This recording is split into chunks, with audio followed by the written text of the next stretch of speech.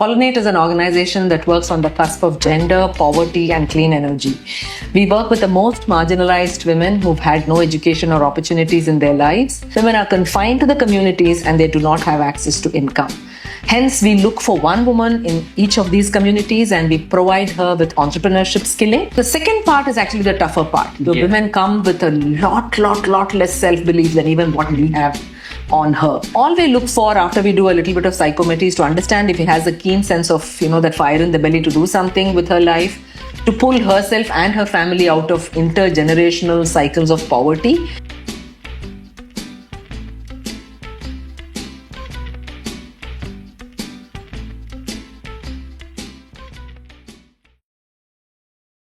This is Design Darshan at BITS Design School. Welcome to the Care Value Place edition. We are here with Miss Sujatha Ramani, who is the CEO of Pollinate Group. So can you tell us a little bit about what Pollinate does, what your line of work is? Yeah.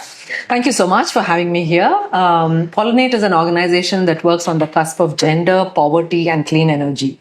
We work with the most marginalized women who've had no education or opportunities in their lives and typically get married just after puberty, and they come with their menfolk and their family from urban to rural in search of livelihoods. We also work with women in the rural, incidentally. And these women all come to a community. They're all from the same kind of districts or villages put together. And they're only hope is to find access to some source of income, and the men typically have access to income. Women are confined to the communities and they do not have access to income. Hence, we look for one woman in each of these communities and we provide her with entrepreneurship skilling. And we go the extra mile of providing her with clean energy products. Since these communities are completely off the grid, no electricity, water, or sanitation, these products immediately improve the living conditions of everyone in the community. And the woman actually distributes these products, sells to the community members, keeps the margins, and keeps rotating the capital. And all of this we do at zero interest, zero cost, and we are completely driven by philanthropy and donations. Okay, that is very, very interesting. So can you walk us through the process of how you would train somebody who's interested in your program and how you get them interested in your program to start with? Yeah, so the second part is actually the tougher part. The women come with a lot less self-belief than even what we have on her. So these are people that have no role models. Their mothers, their grandmothers, their aunts, or their sisters, or the rest of the community women have not done anything different from other than just doing cheap, very low quality or low cost labor jobs. Hence, their ability to say that, yes, I can become an entrepreneur is very, very low. All we look for after we do a little bit of psychometry is to understand if she has a keen sense of, that fire in the belly to do something with her life, to pull herself and her family out of intergenerational cycles of poverty.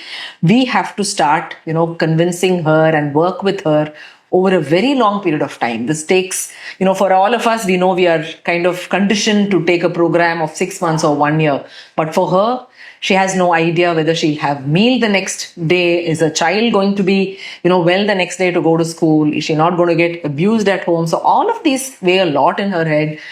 And hence her ability to concentrate on something like that is very, very challenging. So we stay the course, we make sure that we identify the right kind of women and we start investing in her by simple content of communicating with your fellow community members, starting to talk about a product. So we have 3 levels of training for entrepreneurship, and the first level is all about simple communication, simple understanding of products, and then the next level is to understand what the community needs. So we do not want this to be too much of a push-driven, entrepreneurship, but more a pull-driven entrepreneurship. Are there inherent needs in the community that she can just fulfill?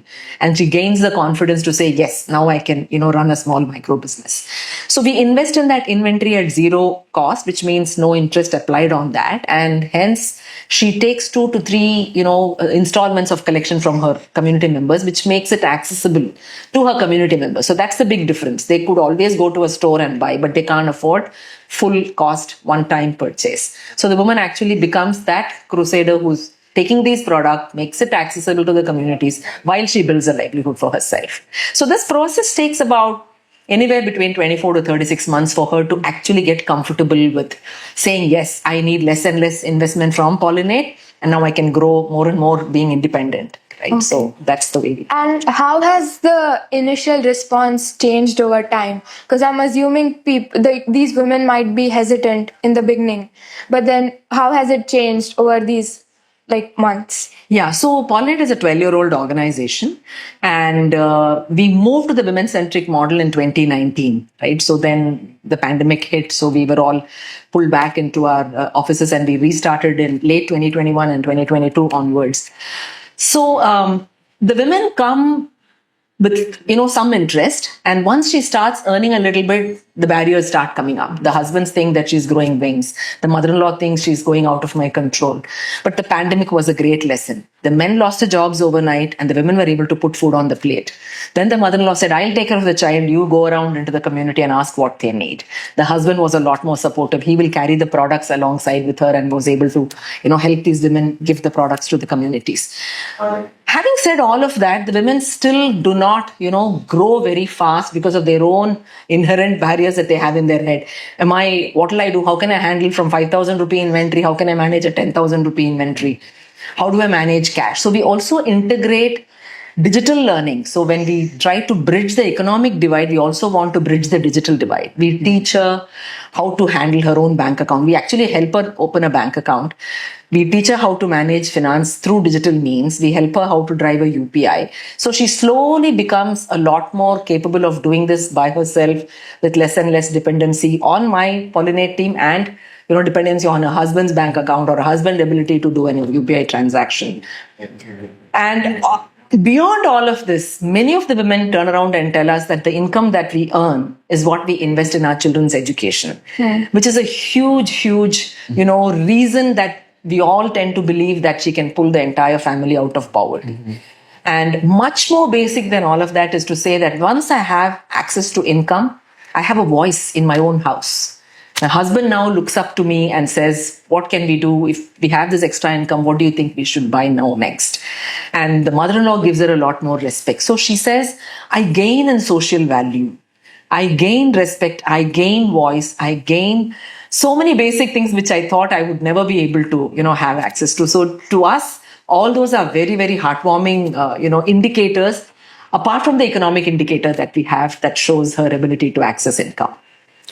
So you spoke about the mother-in-law and also the husband. Do you think that they're ever an issue in this process? Like, I think especially if a woman starts earning, that's in some cases a hit to the husband's ego, and he feels like he's losing power, and then that could cause health. How do you deal with that? And so earlier, when we used to find that woman in the community, we would all invest our initial time with her trying to build her self-belief.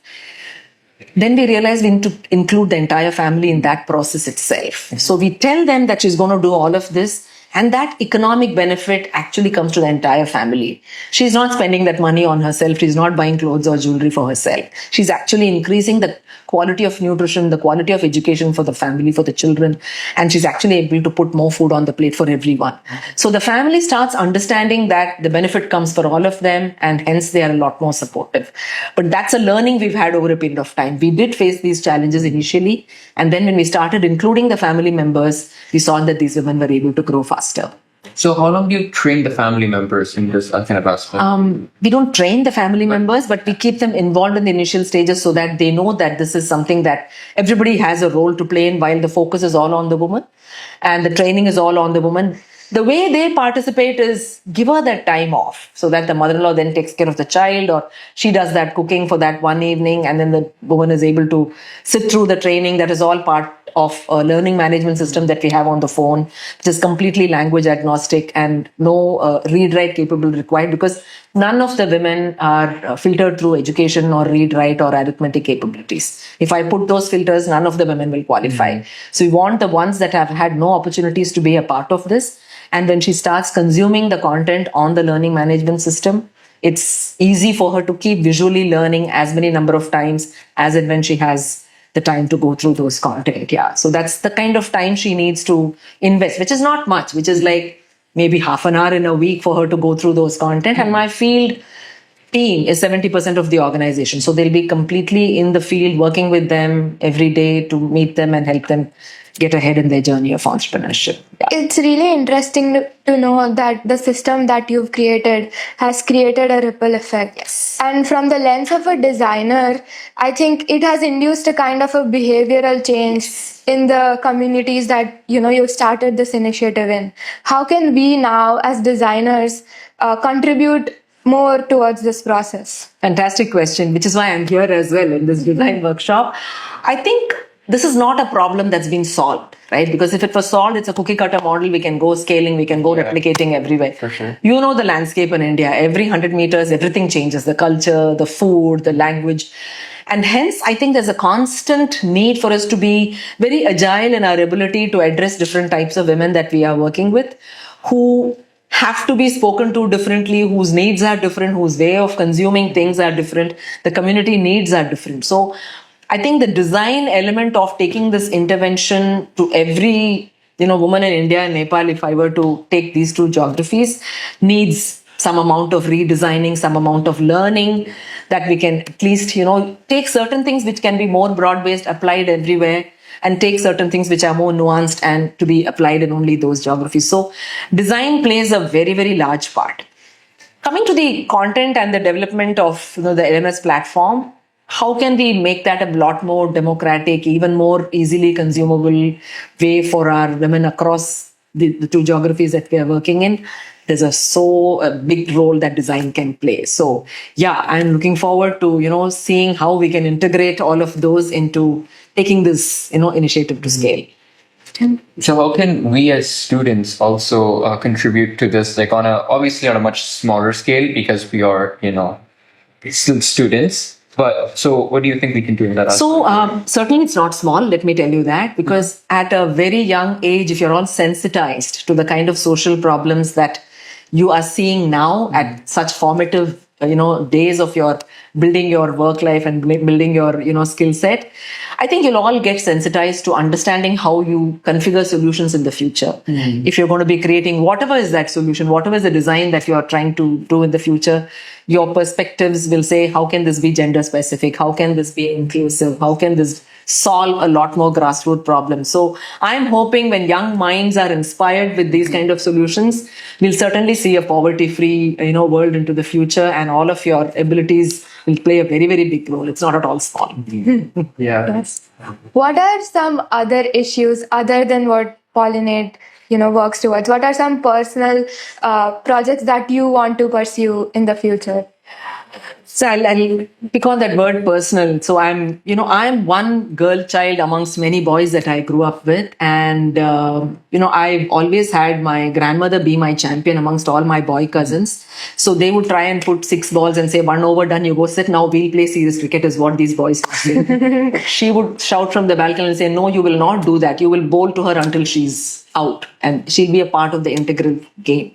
So I had that privilege of a grandmother telling me this, right? But that same grandmother, when I got my admission in BITS Pilani way back, she turned around and said, no, we can't let you go that far. You're too precious for us.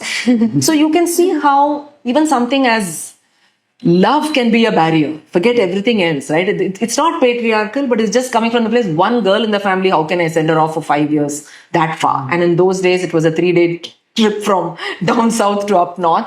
So the fact that those were all the barriers that I had is now giving me the energy to say, I had my grandmother, I had my parents, I had so many of my own family members that kind of, provided me with the energy to do what I'm doing today.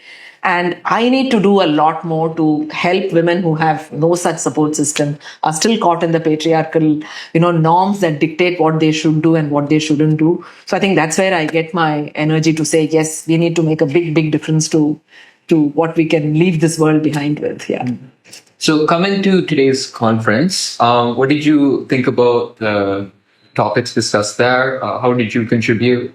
Can you tell us a bit more? Yeah, firstly, I think the fact that design is getting integrated to all problems, although it is business and social, it is great, because I think India was always looked at as a number capital, tech capital. Now I think the fact that design is now becoming very big in India, and a country that offers itself to need or consumes design solutions.